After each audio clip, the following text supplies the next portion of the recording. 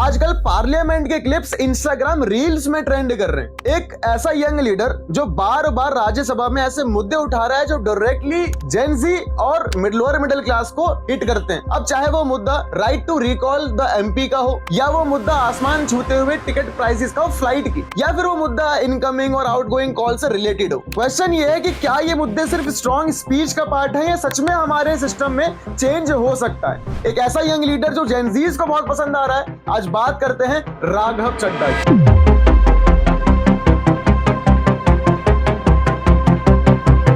Raghav Chadha chartered accountant background से आने वाले पॉलिटिशियन है। वो आम आदमी पार्टी का एक यंग यूथ फेस है। पंजाब से राज्यसभा एमपी हैं। उनकी इमेज एक एजुकेटेड लीडर, काम स्पीकर, डेटा के साथ बात करने वाला और एक यूथ फ्रेंडली कम्युनिकेशन करने वाले लीडर के तौर पर है। इसलिए जेन जीज उन्हें एक रिलेटेबल पॉलिटिशियन मानता है। हमारी नदियों को रिजुवेनेट करने के लिए मॉडर्न इकोलॉजिकल इंजीनियरिंग लागू की जाए, universal access to safe drinking water खास तौर पे पंजाब में लागू किया जाए। सबसे वायरल मुद्दा जो कि राघव चड्ढा ने उठाया वो था right to recall the MP. उन्होंने सजेस्ट किया कि अगर कोई एमपी या एमएलए ठीक से काम ना करे तो पब्लिक को उन्हें बीच टर्म में ही हटाने का अधिकार मिलना चाहिए। इंडियन वोटर के पास राइट टू इलेक्ट है, वैसे ही राइट टू रिकॉल भी होना चाहिए। अगर देश का मतदाता अपने नेताओं को हायर कर सकता है तो वो नेताओं को फायर करने की शक्ति भी उसे मिलनी चाहिए। सुनने में बहुत पावरफुल लग रहा है ना, लेकिन इसकी सच्चाई क्या है? हमारे कॉन्स्टिट्यूशन में किसी एमएलए या एमपी को डायरेक्टली रिकॉल करने का कोई प्रोविजन, कोई प्रावधान नहीं है। कॉन्स्टिट्यूशन 5 साल का वक्त देता है अपने कार्यकाल को पूरा करने के लिए और कोई काम करने के लिए। लेकिन अगर हमें उनको बीच टर्म में हटाना है तो उसके लिए हमें कॉन्स्टिट्यूशनल अमेंडमेंट करना पड़ेगा। जैसे कि कश्मीर से धारा 370 हटाने के लिए कॉन्स्टिट्यूशन में चेंज करना पड़ा था। लेकिन क्या आपको लगता है कि इस एक्ट को, right to recall the MP के एक्ट को पास करवाने के लिए हमें जो मेजॉरिटी का सपोर्ट चाहिए, कोई पॉलिटिशियन खुद को बीच टर्म में हटाने के लिए कोई एमएलए या एमपी के इस एक्ट के सपोर्ट में मेजॉरिटी में वोट करेगा? ये चीज तो कहीं ना कहीं इम्पॉसिबल और डाउटफुल लगती है। तो ये आइडिया बहुत पावरफुल है, बहुत स्ट्रांग है, लेकिन इसको इंप्लीमेंट करवाना बहुत ही ज्यादा डिफिकल्ट और एक्सट्रीमली टफ है, क्योंकि कोई भी पॉलिटिशियन अपने खिलाफ ये एक्ट को पास होने नहीं देगा। That right to recall is not a weapon against politicians. It is an insurance policy for democracy. अभी रिसेंटली उन्होंने टेलीकॉम कंपनीज पर भी सवाल उठाए। उनका कहना यह था कि अगर कोई गरीब, कोई रेडी वाला, सब्जी वाला या कोई कम सैलरी वाला इंसान अपना रिचार्ज नहीं करवा पाता तो उसका आउटगोइंग बंद हो जाना समझ में आता है, लेकिन इनकमिंग कॉल्स भी बंद हो जाना ये तो उसके साथ एक अनफेयर चीज है। उनका आर्ग्यूमेंट ये था कि एक देश के अंदर कम्युनिकेशन एक नागरिक की नेसेसिटी है, जरूरत है, अधिकार है, वो कोई उसकी लग्जरी नहीं है। लेकिन सच्चाई ये है कि टेलीकॉम सेक्टर प्राइवेट मॉडल पे काम करता है। रेवेन्यू बेसिस पर वो कस्टमर्स को सर्विसेज देता है। इसलिए एक प्राइवेट मॉडल पर काम करने वाले टेलीकॉम सेक्टर से हम ये एक्सपेक्ट कर रहे हैं कि वो किसी के इनकमिंग फ्री रखेगा और मेंटेनेंस कॉस्ट खुद भरेगा, वो थोड़ा इम्पॉसिबल लगता है। हाँ, ये चीज पॉसिबल है किसी एक लिमिटेड टाइम पीरियड के लिए या गवर्नमेंट के सपोर्ट से, किसी बेसिक प्लान से।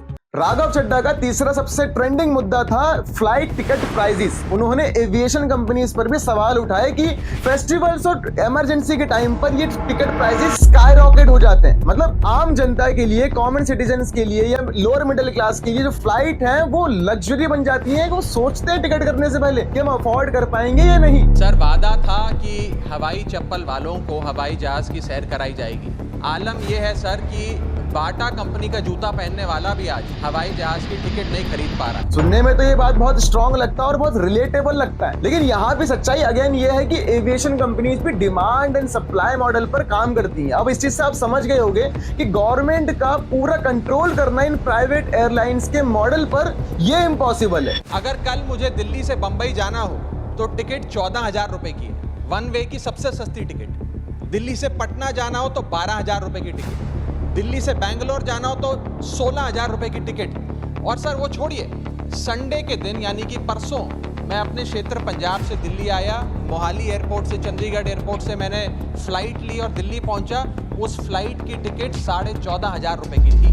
जेन जी राघव चड्ढा के साथ इतना इजीली कनेक्ट क्यों कर पाते हैं? क्योंकि वो एक यंग लीडर है, क्लियर कट बात बोलते हैं और जितने भी मुद्दे उठाते हैं वो सारे ग्राउंड से जुड़े हुए होते हैं, आम लोगों से जुड़े हुए होते हैं। ऐसा लगता है जैसे मानो एक फ्रस्ट्रेटेड कॉमन सिटीजन की फ्रस्ट्रेशन उन्होंने पार्लियामेंट में निकाल दी, इसलिए वो बहुत जल्दी रिलेट कर पाते हैं। और आजकल वैसे भी आप सभी जानते हैं सोशल मीडिया का जमाना है, परसेप्शंस बहुत जल्दी बनते हैं और उनकी जितनी भी स्पीचेस होती हैं वो क्लियर कट होने के साथ साथ रील फ्रेंडली भी होती हैं, इसलिए सोशल मीडिया बहुत जल्दी ट्रेंड कर जाती है। तो अब सबसे इंपॉर्टेंट इंपॉर्टेंट सवाल यह है कि क्या राघव चड्ढा एक कॉमन कंटेंट क्रिएटर है जो रील फ्रेंडली स्टाइल में अपनी स्पीचेस देकर वायरल हो जाए और निकल जाए? नहीं, राघव चड्ढा राज्यसभा से एमपी हैं, वो सिस्टम के अंदर बैठे हैं, गवर्नमेंट की बॉडी का हिस्सा है। तो उनको सिर्फ ये नहीं कि रील स्टाइल में स्पीच दे दी और वायरल होकर निकल गए। क्या सिर्फ मुद्दों को उठाना और वायरल हो जाना, या फिर अपनी पॉलिटिकल पावर जो तुम्हारे पास है उनका एक रियल यूज भी करना जरूरी है? अगर राघव चड्ढा सच में इन मुद्दों को इतना जरूरी और इंपॉर्टेंट मानते हैं तो क्या उन्होंने अपने साइड से प्राइवेट मेंबर बिल लाने की एग्रेसिवली कोशिश की?